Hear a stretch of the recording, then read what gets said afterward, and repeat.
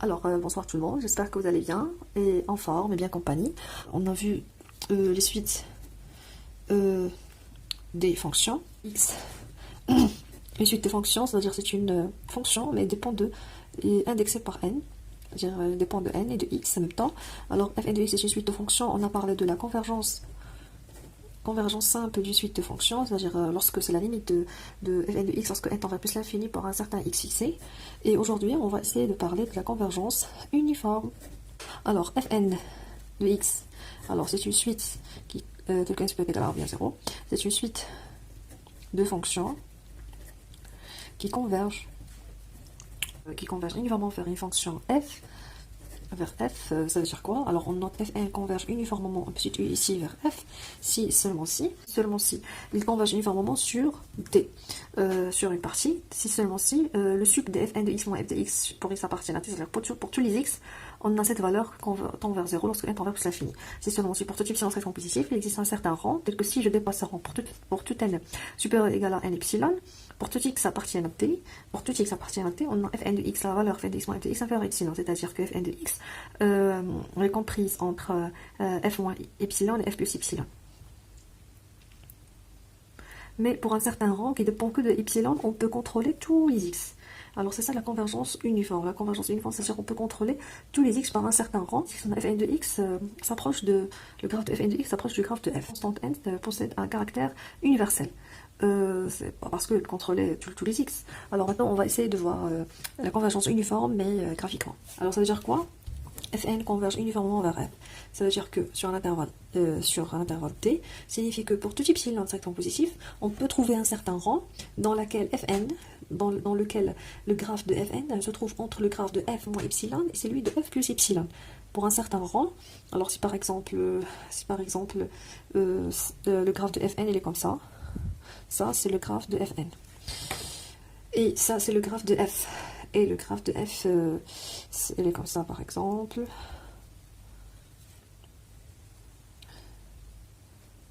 Ça, c'est le graphe de f. Alors, on a fn, il est compris entre f pour un certain rang, pour un certain epsilon, il existe un certain rang, par exemple comme ça, tel que pour tous les x, on a fn de x moins f inférieur à epsilon, c'est-à-dire que le graphe de fn se trouve entre le graphe de f moins epsilon et f plus epsilon. Pour un certain rang, on peut borner le graphe de fn par f plus epsilon et f moins epsilon. Alors ici, on peut trouver un certain rang n. Ça c'est le rang n epsilon, pour un certain epsilon. Alors ici, un certain rang tel qu'on peut, entourer, ou bien on peut borner fn de deux côtés, f moins epsilon, f plus epsilon, mais ça c'est pour tous les x, ça appartient à t. Alors c'est pour ça, la convergence uniforme est plus forte que la convergence simple. Pourquoi? Parce que la convergence simple qu'on a déjà vue la dernière séance, alors fn converge vers f pour un certain x fixé. On fixe x et on voit pour n égale à 1, c'est quoi sa valeur, pour n égale à 2, pour n égale à 3, pour n égale à 4, jusqu'à pour n jusqu'à plus l'infini, alors sa valeur il est où? Alors ça tend vers 0 ou bien tend vers quelque chose. Alors ça dépend de f. Alors ici on a beaucoup de graphes, par exemple de x pour une certaine fonction. Alors on cherche, on a vu déjà pour xn entre 0 et 1, et on cherche pour x fixé, c'est quoi sa valeur pour chaque graphe. Alors ici, pour ce graphe ici, c'est là, pour chaque n, ça n égale à 1, n égale à 2, n égale à 3, n égale à 4, n égale à 5, jusqu'à n égale à plus l'infini. Lorsqu'on tombe à plus l'infini, alors la valeur fn de x, ça tend vers où? Alors ça à quoi est égal? Alors égal à f de x, et on cherche f de x, mais la convergence simple, c'est une convergence ponctuelle, c'est-à-dire x par x. Mais ici, la convergence uniforme, non. Alors pour tous les x, on peut borner le graphe de fn par le graphe de f moins epsilon, f plus epsilon, des deux côtés comme ça. Pour un certain quel que soit epsilon, il existe un certain rang qui vérifie la convergence uniforme. Alors c'est pour ça, c'est plus forte que la convergence simple. La convergence simple ne dépend que de x pour un certain x fixé, mais la convergence uniforme, il contrôle tous les x. Essayez de faire un exemple. Alors ici on a la convergence uniforme converge la convergence simple, alors c'est déjà fait. Alors maintenant on va voir, si je prends la fonction fn de x égale à x à la puissance n, pour tout x appartient à moins 1, n appartient à n étoile. Alors, on a déjà vu que fn converge vers 0, quel que soit fn de x converge vers 0, quel que soit x appartienne à moins 1, 1, enfin la fonction nulle, bref, égale à 0. Alors maintenant, on va voir la convergence uniforme. Alors sur moins 1, 1. Alors on a le sup sur moins 1, 1, pour x appartienne à moins 1, 1, de fn de x, c'est-à-dire x à la puissance n moins 0, valeur absolue. C'est quoi? C'est le sup sur x appartient à moins 1, 1 de x à la puissance n. C'est quoi le sup ici? C'est à la puissance n.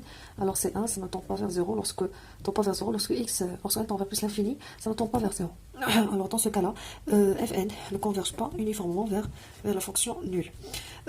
C'est pour ça, la convergence uniforme n'est pas toujours vérifiée. Mais qu'est-ce qu'on va faire? On va essayer de faire une petite ruse très très importante et qui fait l'affaire toujours. Même toujours. Alors si je prends 1 appartient à 0,1, je prends un certain élément appartient à 0,1 fixé, et je fais le sup, la convergence uniforme, sur moins 1, A. Alors le sup de x appartient à moins 1, A de n de x moins f de x, c'est le sup sur moins A de x à la puissance n, et c'est quoi pour x appartient?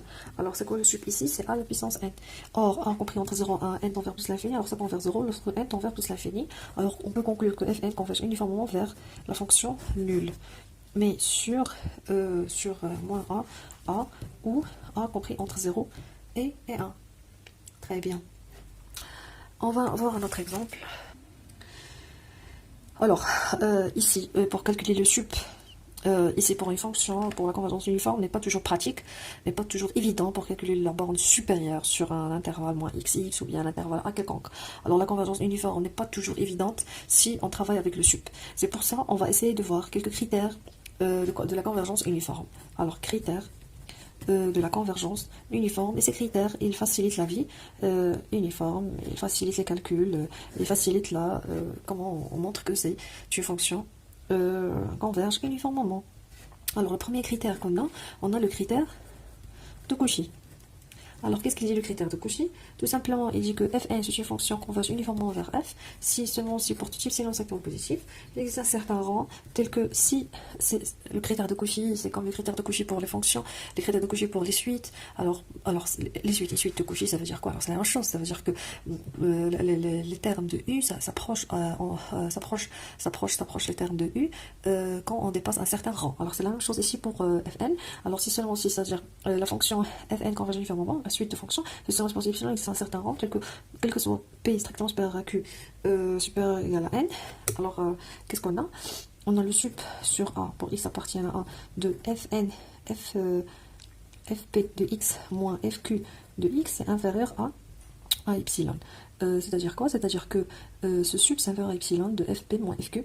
Alors la convergence uniforme qu'on a déjà vu sur ce sup, c'est équivalent à ce sup là. Il suffit d'appliquer l'égalité triangulaire. On va faire, alors, on a fp de x moins fq de x. On va entrer moins f plus f. Et c'est inférieur à fp moins f plus f moins fq. Alors c'est inférieur à epsilon sur 2, epsilon sur 2, alors c'est inférieur à epsilon. Et pour le contraire, si j'ai une suite de fonctions qui vérifie ça, pourquoi ils convergent uniformément vers f, alors pour la simple raison, si j'ai une suite qui converge, qui vérifie cette propriété, alors c'est une suite de Cauchy. Or on travaille dans R, alors cette suite de Cauchy elle est convergente, alors cette suite de Cauchy elle converge vers f, et on fait tendre ce q là vers plus l'infini. Lorsque q tend vers plus l'infini, alors fq de x tend vers f de x. Alors dans ce cas on va voir le sup x appartient à 1 de fp de x moins f de x vers epsilon, alors c'est la convergence uniforme qu'on sait déjà. Très bien. Alors, mais en pratique, pour utiliser la suite de critères de Cauchy, c'est pas très bien pratique. C'est pas très bien facile. Alors, vous savez que la suite de Cauchy s'applique sur tout ce qui est de théorie. Le deuxième critère de la convergence uniforme, critère de la convergence uniforme qui est très très important, qu'on va essayer d'appliquer tout le temps. Alors, c'est quoi? Alors, on dit que fn, c'est une suite de fonctions converge uniformément vers f sur un intervalle A. Il suffit qu'il existe une suite qui dépend que de n, alpha n appartient de nombres réels positifs, tels que la limite de alpha n lorsque n tend vers plus l'infini égale à 0, et on a fn de x moins f de x est inférieur à alpha n pour tout x appartient à quel que soit n appartient à n.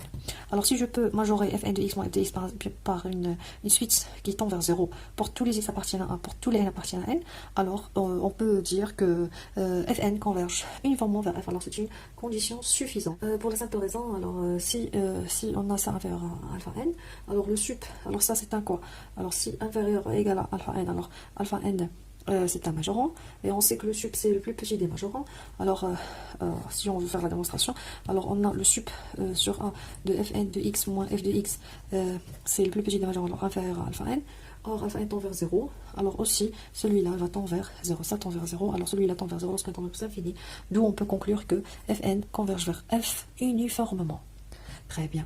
Alors, en pratique, on cherchera d'abord à majorer fn de x moins f de x par une suite alpha n de nombres positifs tendant vers 0, où f est la limite de f, n. Alpha n, un exemple. Alors si je prends fn de x égale exponentielle x plus sinus nx sur n, quel que soit x appartient à r, et quel que soit n appartient à n étoile. Alors, qu'est-ce qu'on a? Alors, on a fn de x. Premièrement, on doit pour la convergence uniforme, alors on doit calculer la limite de fn, c'est-à-dire la convergence simple. Alors, fn de x, lorsque n tend vers plus l'infini, ça converge vers exponentielle x pour tout x appartiennent à r. Premièrement. Deuxièmement, pour la convergence, alors, pour la convergence uniforme, on va essayer de majorer. Alors, fn de x moins f de x, c'est-à-dire exponentielle x, c'est quoi? Alors c'est fn de x moins, alors il nous reste sinus nx sur n en valeur absolue, alors c'est inférieur, alors sinus est toujours inférieur à 1, inférieur à 1 sur n, lorsqu'on tend vers plus l'infini, ça tend vers 0, lorsqu'on tend vers plus l'infini, alors fn converge uniformément vers f, c'est exponentielle x. Très bien.